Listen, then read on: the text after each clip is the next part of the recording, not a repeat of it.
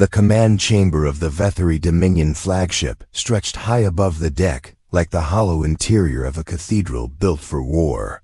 Its walls lined with flowing banners that carried the black and silver crest of the Empire, the great symbol of dominance that every Vetheri child learned to honor before they could even speak.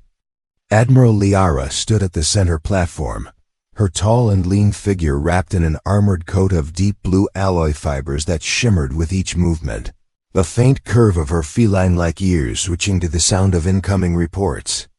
Around her, bridge officers moved with the precision of a well-rehearsed symphony, their fingers dancing across glowing command panels while their tails flicked in controlled rhythm.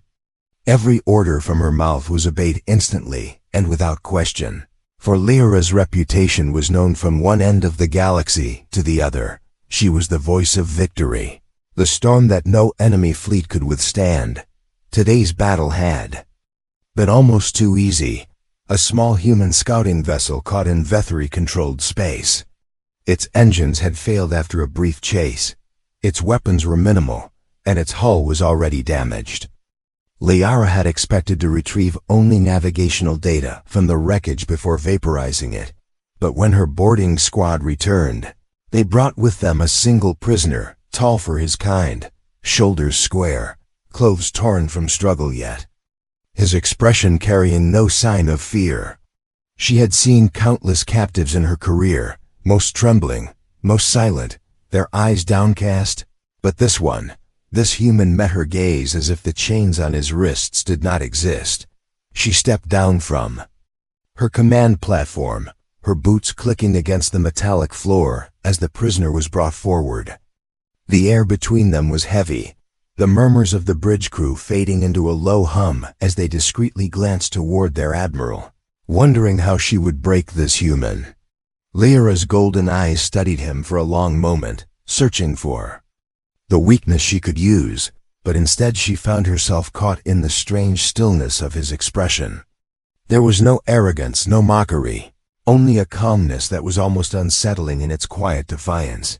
"You crossed into Vetheri space," she said in a voice that carried the weight of authority, smooth yet sharpened like a blade. "You will tell me why." The human's lips curved in the smallest of smiles, as if her power meant little to him. "Maybe I was curious," he said, his tone low but steady. "Or maybe your patrols were just too slow to catch me sooner." Gasps flickered among the bridge crew at his words, for no prisoner spoke to an admiral in such a way and remained standing for long. Nyara's tail flicked once in irritation, but her mind noted the spark in his voice, the absence of fear.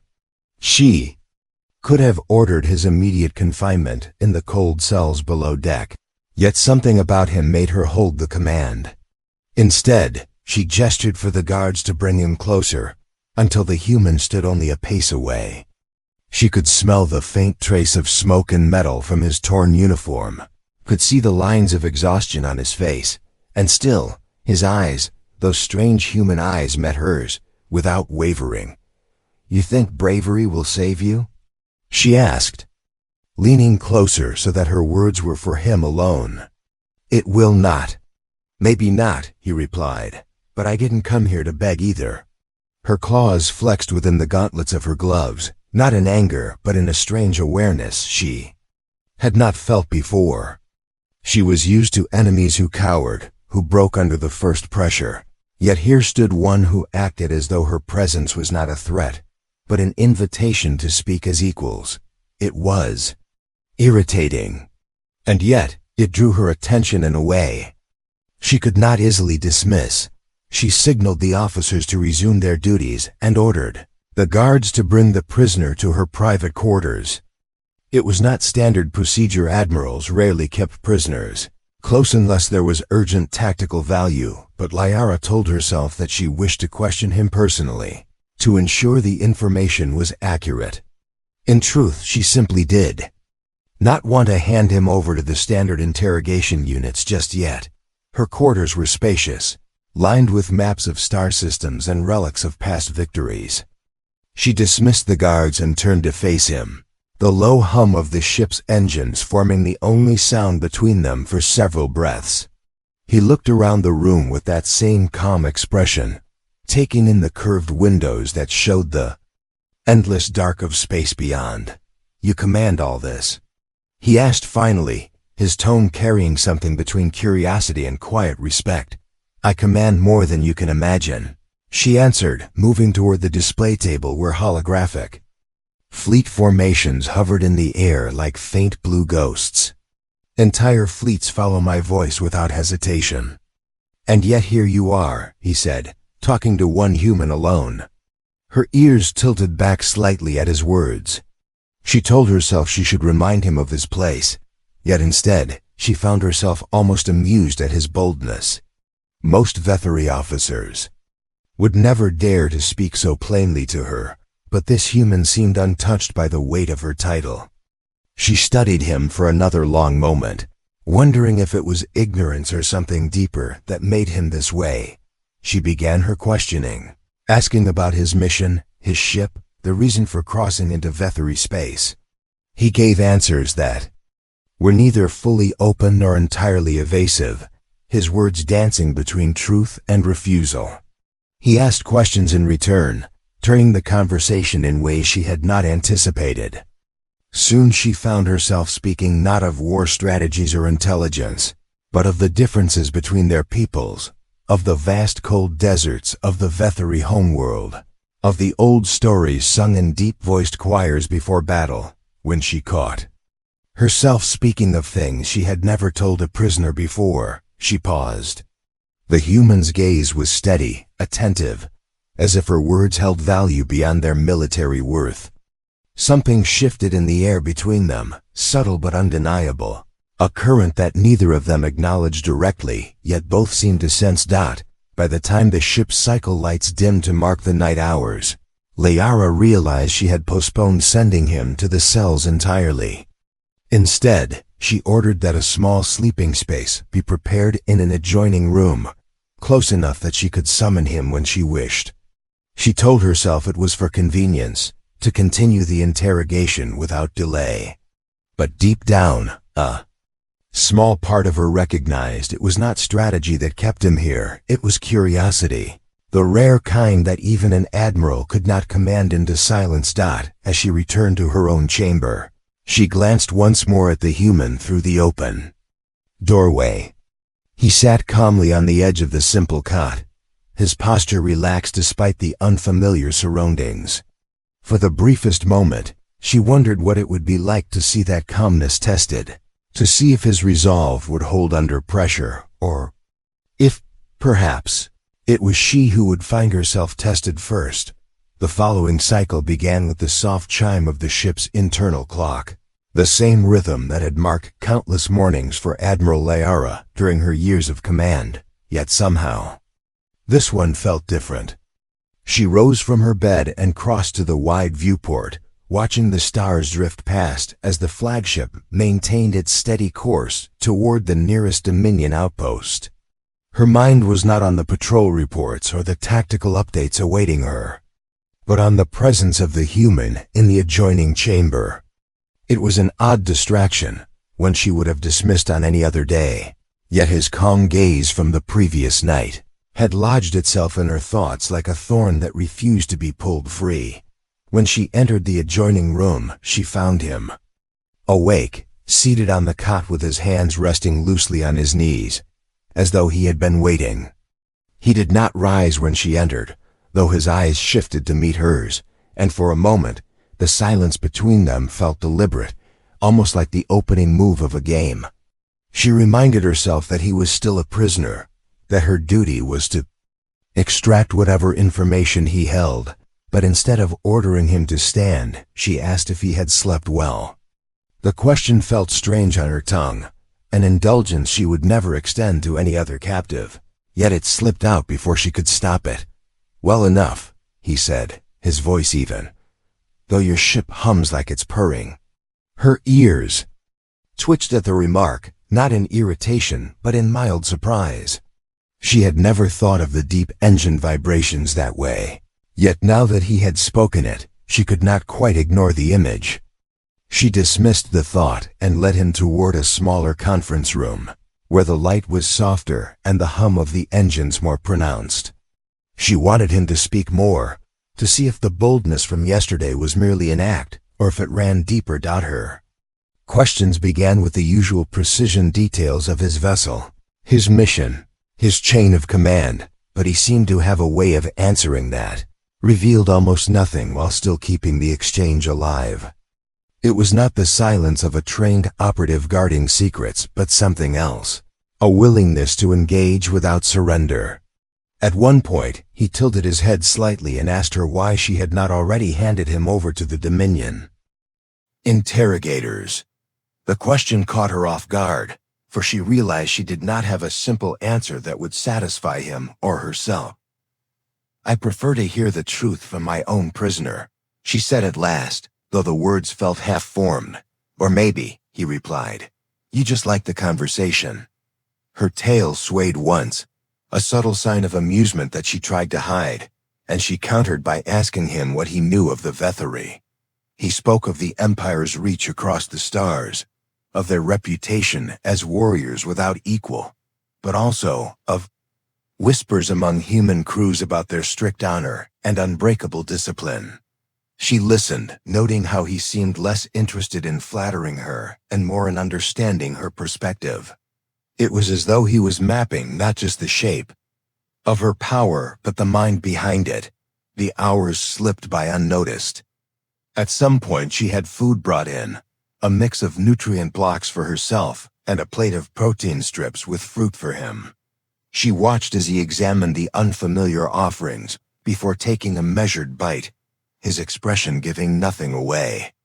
When she asked if human food was so different, he shrugged lightly and said that taste was less important than sharing a meal.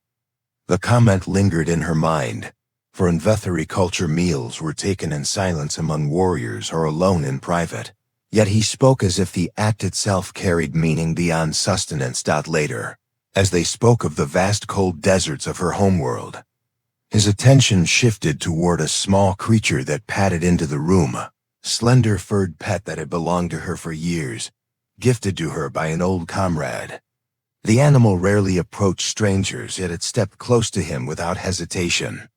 She watched in muted astonishment as he crouched, extending a hand, and the creature pressed its head against his palm as though they had known each other for years. His movements were gentle, his voice low as he murmured something she could not quite catch, and the sight unsettled her in ways she did not expect. In all her years commanding fleets, she had never seen that creature take to anyone so quickly. It made her wonder whether there was something in him that the Favi Kwang that the Faying Koting animal recognized, something that perhaps she was beginning to notice as well. She forced herself to turn the conversation back to strategy, yet found her focus slipping. When the ship's com signaled an incoming message from the Dominion High Council, she excused herself and stepped into the corridor, her stride steady, though her mind was less certain. The message was short and precise. The human was to be transferred to Central Command for full extraction of intelligence. The tone left no room for negotiation. She acknowledged the order, but as she ended the transmission, she felt an unexpected resistance forming in her chest. Returning to the conference room, she found him still speaking softly to the animal, its long tail curling lazily as it rested near his knee. He looked up as she entered, as if he already knew the change in the air. She told him of the council's order, expecting perhaps a flicker of fear or defiance, but he only nodded slightly, as though the possibility had always been there.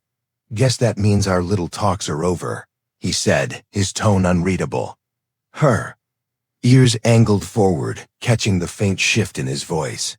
It was not regret exactly, but something close enough to stir a reaction she had not anticipated.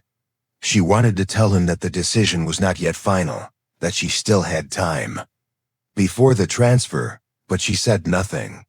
Instead, she dismissed him to his quarters, watching as he left with the quiet dignity that seemed to follow him in every step. That night, as the ship drifted through the silent dark, Nyara found herself standing again by the viewport, her reflection staring back at her with an expression she barely recognized. She told herself it was strategy, that understanding him might yield advantages for the Dominion. Yet the truth gnawed at her. The conversations, the unguarded moments, the way he had looked at her without fear. All of it was beginning to matter in ways that had nothing to do with war.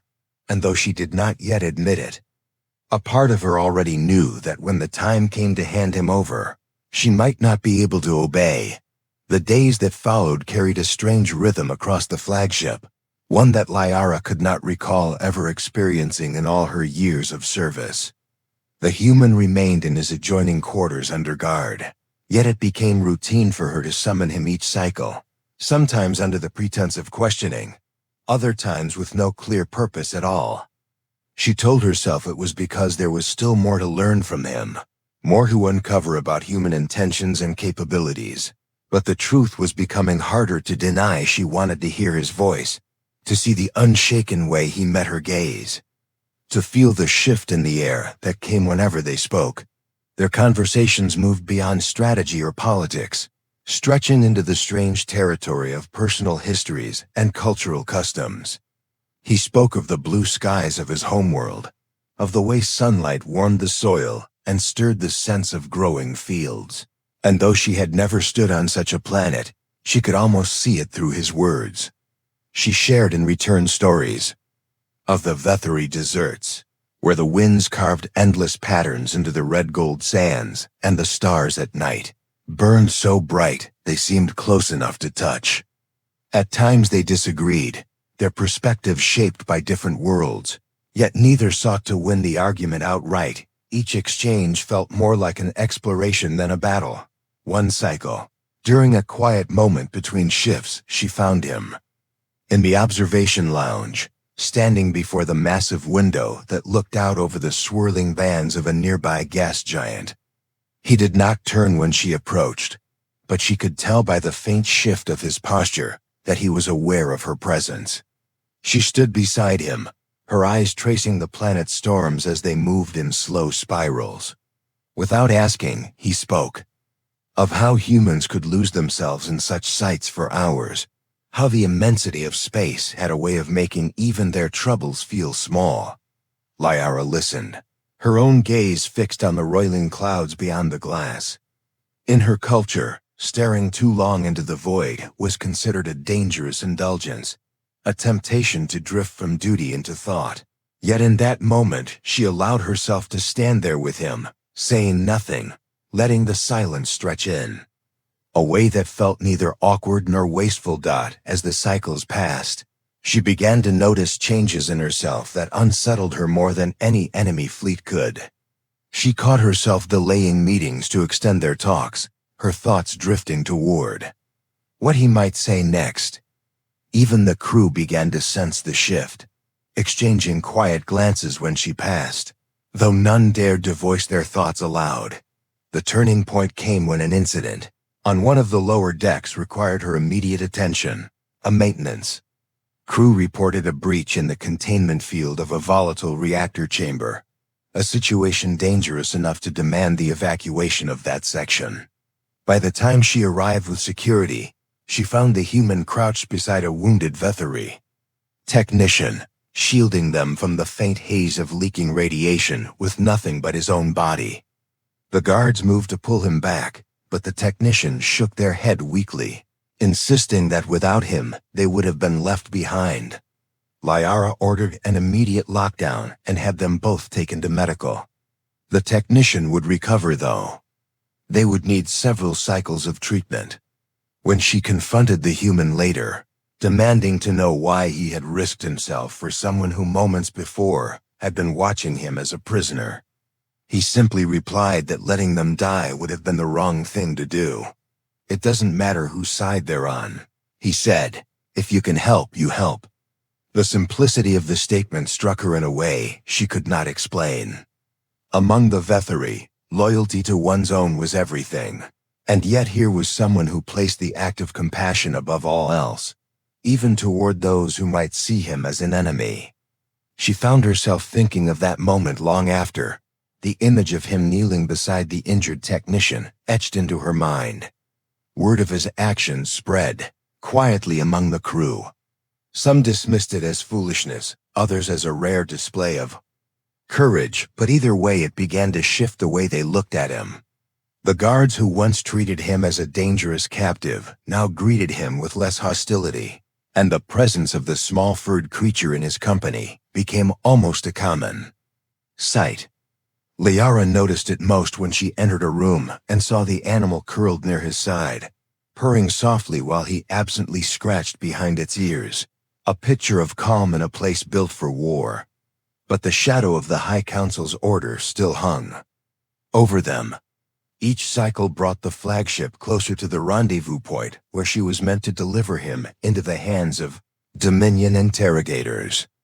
She told herself there might still be time to find a reason to delay. Yet the truth was that time was slipping away faster than she could control. One evening, as the ship drifted in the quiet stretch between systems, she found him once again in the observation lounge. This time he spoke first, asking what she would do if given a choice between obeying an order and doing what she believed was right. The question struck deep, for the Vethery way left no room for such dilemmas. Orders were the foundation of unity, and disobedience was unthinkable. Yet the thought lingered, unsettling her as he watched her with that steady gaze. And if the order meant destroying something that mattered to you? He asked softly. She turned toward him, ready to dismiss the question, but found herself unable to form the words. Instead, she stood there, the faint reflection of stars, painting both their faces in pale light, and for the first time in years she felt the certainty of her duty begin to blur. That night she could not sleep. The High Council's message replayed in her mind, but so did his voice, his words, and the image of him shielding the injured technician without hesitation. She began to wonder if perhaps the human's greatest weapon was not defiance or wit, but the quiet, persistent way he challenged the very core of what she believed.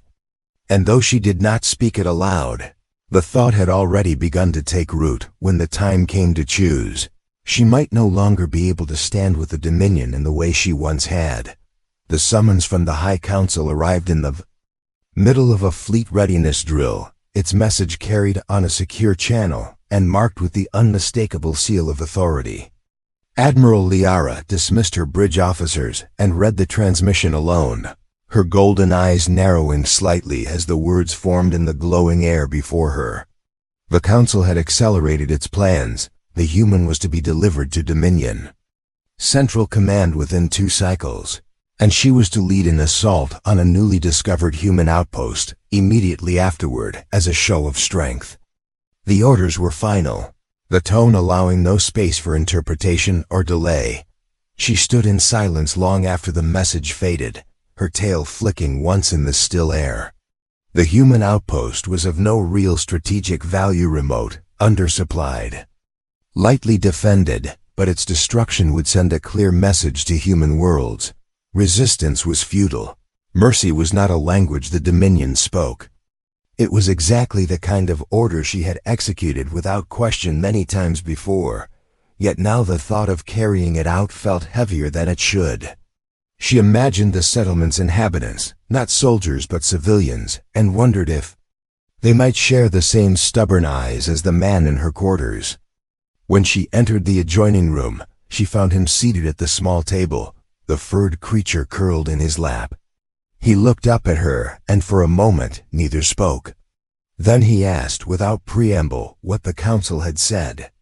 The question struck her, not because he should not have known, but because he seemed to sense the weight of it already. "They have ordered your transfer," she said evenly, "and they have ordered me to destroy a human settlement afterward." His hand stilled on the creature's fur. "Why? Does it pose a threat?" "It poses no threat," she admitted, "but its destruction will serve as a warning."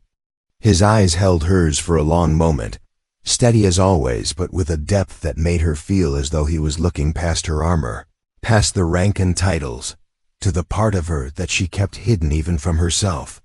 "A warning to who?" he asked. "To people who can't fight back?" The simplicity of the question pierced deeper than any accusation could. Nyara turned away, moving to the viewport that framed the distant stars, their cold light reflecting off her armor. In her mind, the path of obedience was clear and well-worn, yet another path had begun to form, one lit by questions she had never allowed herself to ask. He rose from his seat, leaving the creature to curl in the warm space he had left behind, and came to stand beside her. "I know what you're thinking," he said quietly. "You're thinking that if you don't follow orders, you risk everything you've built, your rank, your fleets, your place in their eyes. But ask yourself, what's the point of all that power if you have to use it to destroy the innocent?" Her ears angled slightly forward, the faintest sign of conflict. She had faced enemy fleets that outnumbered her, battles where one mistake meant annihilation, yet none of those moments had unsettled her like this. She had always believed that strength lay in the ability to crush opposition completely, but the human's words carried the suggestion that strength might also lie in choosing not to crush at all. The next cycle brought them closer to the rendezvous point where a Dominion transport would take him away. The corridors seemed narrower, the air heavier, as though the ship itself sensed the approaching moment. Crew members carried out their duties with silent precision, but Nyara caught the flicker of glances as she passed some curious others, wary as though they too wondered how she would handle what was to come. That night she could not rest. She walked the quiet halls of her flagship, passing through the dim glow of control stations and the low hum of idle machinery. Eventually her steps brought her to the observation lounge, where she found him again, watching the stars in that same steady way he always did. "They will expect me to hand you over tomorrow," she said without turning toward him. "And will you?" The question hung in the air, simple yet sharp. She thought of the countless times she had made decisions without hesitation, the way orders had once been the only compass she needed. But now there was the memory of him shielding the wounded technician, the sound of his voice when he spoke of his world, the quiet way he looked at her without fear. "If I do not," she said at last, "I will be hunted by my own fleets." "Then maybe it's time you see how good you are without them," he replied. And there was no arrogance in the words, only quiet conviction. For the first time she imagined what it would mean to turn her ship away from the Council's will, to become the hunted instead of the hunter. It was not the loss of power that unsettled her, but the thought that perhaps she had never truly chosen her battles before, only followed the ones given to her. When the final cycle before the rendezvous began, Nyara stood on the bridge, her officers awaiting her orders. The transport ship was already en route, its signal pinging faintly on the tactical display. The human outpost lay only a short jump beyond that, waiting to be struck if she obeyed. The choice stood before her as clearly as the stars beyond the glass: deliver the prisoner and carry out the attack, or break from the path she had walked all her life. Her fingers curled against the armrest of the command chair, and for a heartbeat she closed her eyes. When she opened them again, the decision was made. "Prepare a new course," she ordered. Her voice carried no hesitation, though it was softer than the cold command her crew knew. "We are leaving this sector now." The bridge fell into silence, the weight of her words settling over them like the hush before a storm. One by one, the officers moved to carry out the command, their eyes flicking toward her but saying nothing. The hum of the engines deepened as the flagship shifted its heading, turning away from the path laid down by the High Council. Far below, in the adjoining quarters, the human felt the subtle change in the ship's motion. He looked toward the closed door, and though he could not see her, he knew she had chosen. The human and the alien commander stood facing each other in the quiet chamber of the flagship, far away from the noise of battle and politics.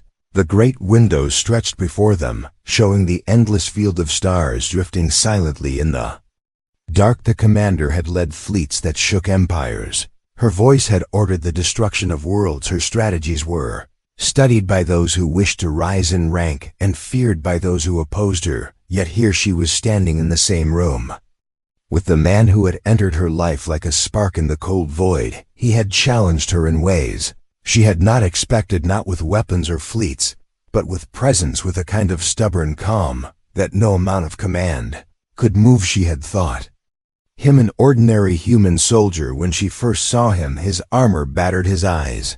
Sharp but tired, he had been brought aboard as a prisoner from a skirmish on the edge of contested space. She had questioned him, expected fear or anger or pleading. But instead he had asked her why she fought this endless war. The question had followed her like a shadow in the days after it had been years since anyone had spoken to her, as if she were more than the title she carried, the fleets she commanded, or the fear she inspired. Now she found herself unable to treat him as just another enemy. There was a quiet confidence in him that made her want to test him and understand him. She had tried to provoke him with taunts, but he never rose to the bait. She had tried to intimidate him, but he only looked at her with a gaze that seemed to see through the layers she kept between herself and the world. In the dim light of the chamber she stepped closer, her voice softer than it had ever been. In the war room she asked him again why he had risked himself to save civilians on a world that was not his own. He told her simply that life was worth more than orders. The words unsettled her. In battle she could measure victory in destroyed enemy vessels and captured sectors, but here in the quiet his view of value and victory felt heavier than any fleet she had moved across the stars. She realized that somewhere between interrogations and guarded conversations he had changed the rhythm of her thoughts. The war that had once seemed like the only path now seemed like one possibility among many. As the hours passed they spoke of more than battles and commands. He told her about the wind on his home world, about the way sunlight fell through the leaves in forests where no starship had ever passed. She told him about the first ship she had ever commanded, about the moment she had felt the weight of responsibility settle on her shoulders. They spoke without the sharpness of enemies and without the masks of leaders. It was strange and it was dangerous, but neither of them pulled away when the time came for her to return to the war council. The air between them was heavy. She had a choice to make. She could follow the plan she had laid out for years, continue the fight until one side was crushed, or she could take a path that none of her officers would understand. She looked at him and saw that he was not asking her to choose peace for his sake. He was asking her to see that there could be a different way for hers. The next council meeting was unlike any before it. She stood before the admirals and governors and spoke words that rippled through the fleet. She announced a ceasefire not as a gesture of weakness, but as the first move toward a different strategy, one that involved diplomacy and rebuilding rather than destruction. The room had erupted in argument, some calling it betrayal, others calling it impossible, but she stood unmoved, her eyes fixed on the future. She could now imagine back in the quiet chamber. She returned to him. He did not smile, but she could see the approval in his eyes. She told him that she had not done it for him, but for the chance that her people and his could live without counting the days until the next war. He said that was enough. She stepped closer and for the first time in many years let herself relax in the presence of someone who expected nothing from her except honesty. She felt something unfamiliar, something almost like contentment outside. The stars continued their endless journey across the dark, but inside the flagship, two leaders, once enemies, now stood on the edge of something uncharted. It was not the end of all their struggles, and it was not the simple happiness of stories, but it was a beginning, and for her it was worth more than the command of any fleet she had ever held. The end